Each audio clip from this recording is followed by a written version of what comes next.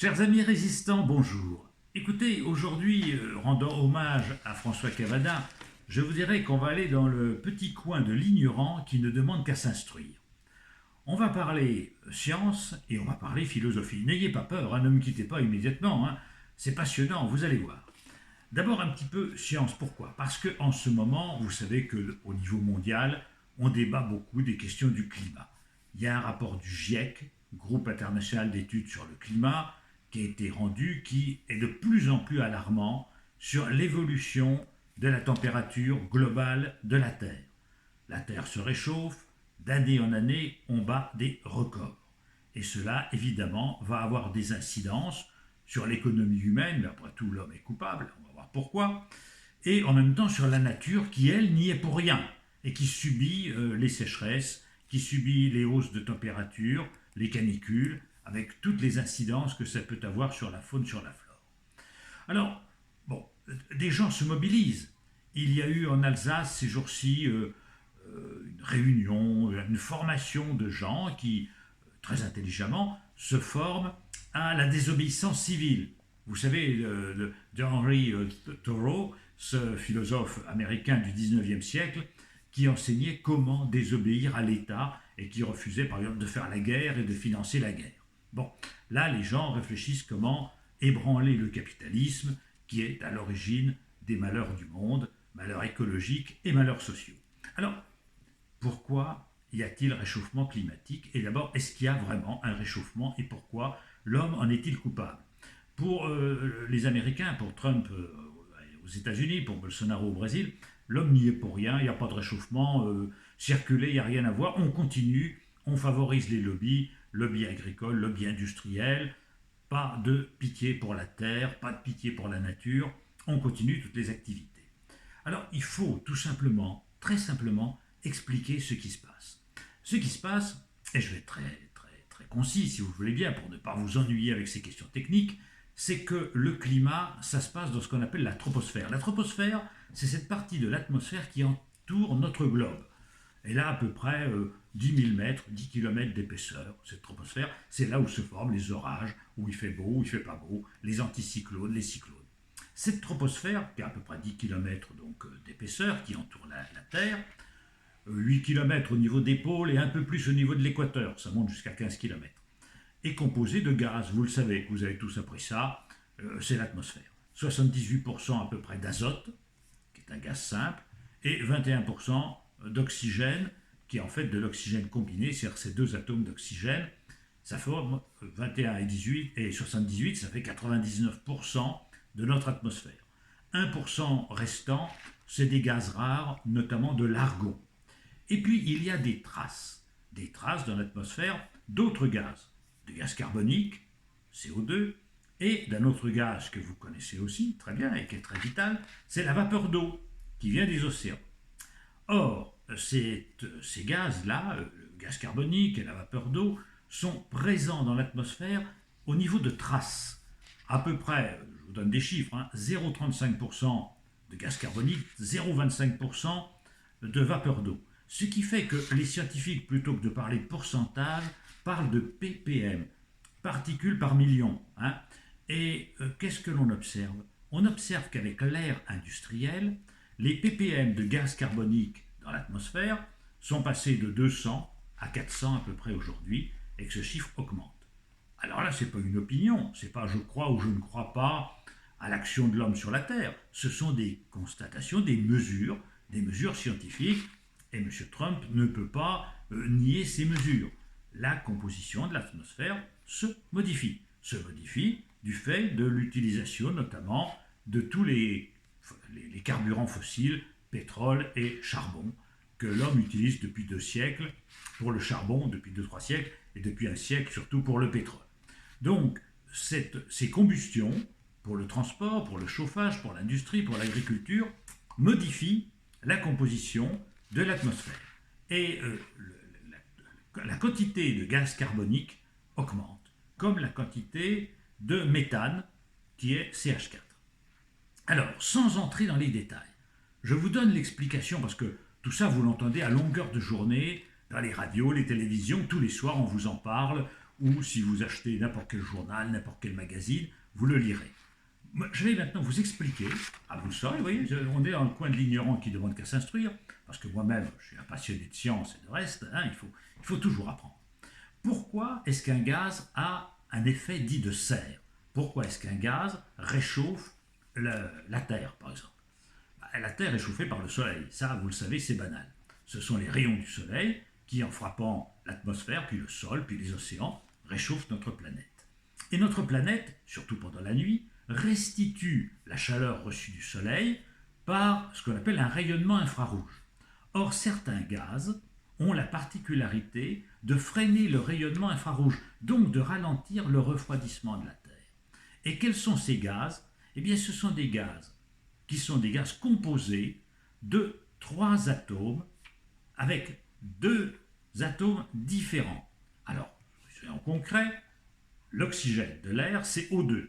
Il y a donc 2 atomes, mais ce sont 2 atomes d'oxygène. Donc, ce n'est pas 2 atomes différents. L'oxygène de l'air n'a pas d'effet de serre. Ça ne retient pas les infrarouges.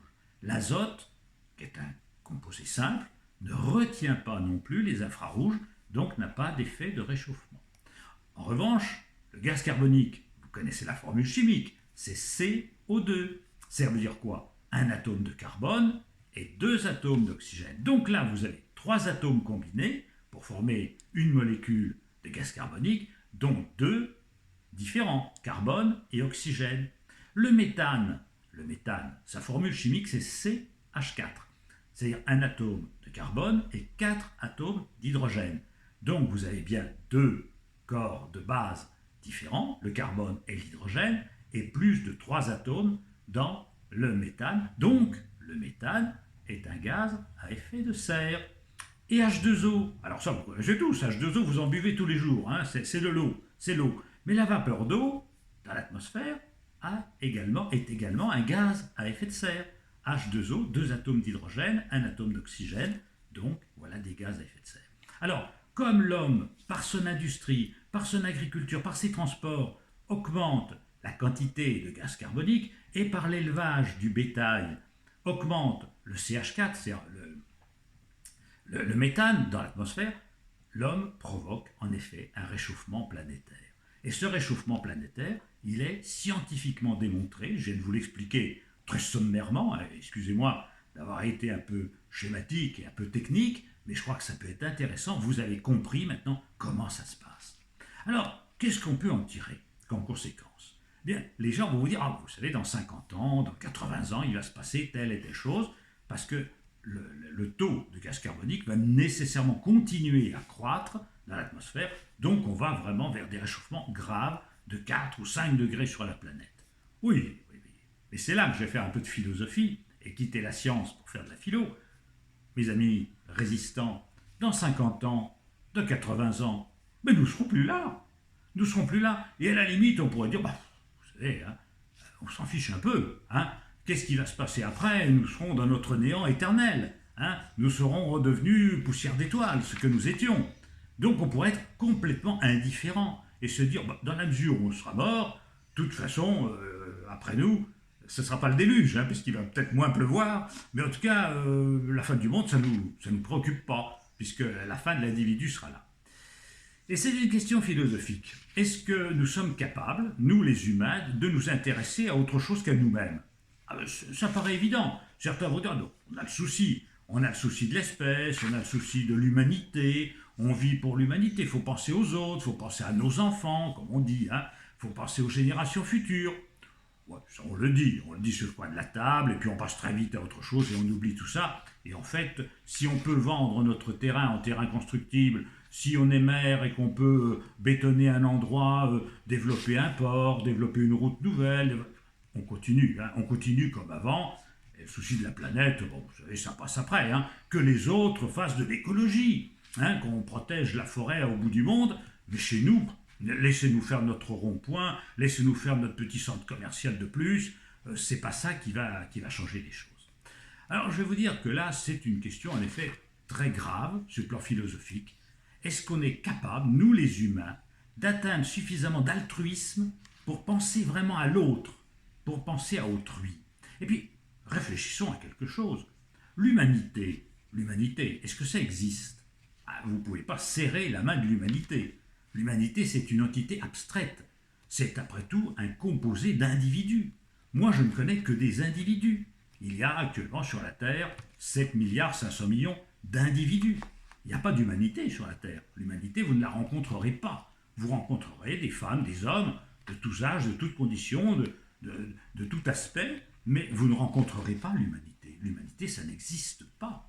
Ce qui existe, c'est des individus vivants. Et à chaque fois qu'un individu meurt, le jour où nous mourrons, vous ou moi, l'humanité meurt. Quand vous mourrez, l'humanité va mourir. Chaque individu qui meurt, c'est l'humanité qui meurt. Hein?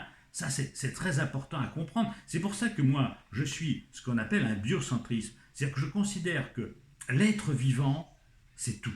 Le fait d'être vivant, le fait de défendre la vie, c'est ça qui est essentiel. Et l'idéologie des biocentristes, dont je suis, c'est-à-dire qu'on met le vivant au-dessus de tout, c'est le contraire de l'idéologie des nazis. Je ne dis pas ça d'ailleurs comme ça, péjorativement, parce qu'être nazi, bon, c'est vrai que c'est devenu une insulte. Mais n'oubliez pas une chose, le nazisme ou le fascisme ont été des idéologies avec des intellectuels, des universitaires, notamment un des plus grands philosophes du XXe siècle, qui était allemand, qui s'appelait Heidegger, était nazi, il était membre du parti nazi. Donc être nazi, ce n'est pas une injure, c'est une idéologie. Et cette idéologie, comment pourrait-on la résumer? Hitler l'avait très bien dit en allemand, Du bist nichts, dein Volk ist alle. C'est-à-dire, Du bist nichts, ça veut dire tu n'es rien. Dein Volk ist alle, ton peuple est tout. Tu n'es rien, ton peuple est tout. Et moi je dis, le peuple, ça n'existe pas. L'humanité, ça n'existe pas. C'est toi qui es tout. C'est toi, en tant qu'individu, en tant qu'être vivant. C'est toi qui es tout. Le reste, ce sont des abstractions. L'humanité, les espèces, les races, ça n'existe pas quelque part. Ce qui existe, ce sont des individus. C'est ça. Si tous les individus disparaissaient, l'humanité disparaîtrait. Donc, si vous voulez, ces abstractions, quand on parle de race, quand on parle d'espèces, quand on parle de peuple, quand on parle de communauté, des croyants ou des non-croyants, des ceci ou des cela, ce sont des abstractions, ce sont des idéologies. Ce qui compte, c'est l'individu. Et chaque fois qu'un individu meurt, c'est l'humanité qui meurt, tout entière. Voilà, c'est ce que je pense. C'est en ça que je suis biocentriste et j'étends cette notion aussi à tous les êtres sensibles, c'est-à-dire notamment aux animaux. Parce que les animaux, eux aussi, ont des intérêts légitimes à vivre, à ne pas souffrir, à ne pas être torturés, à ne pas être maltraités.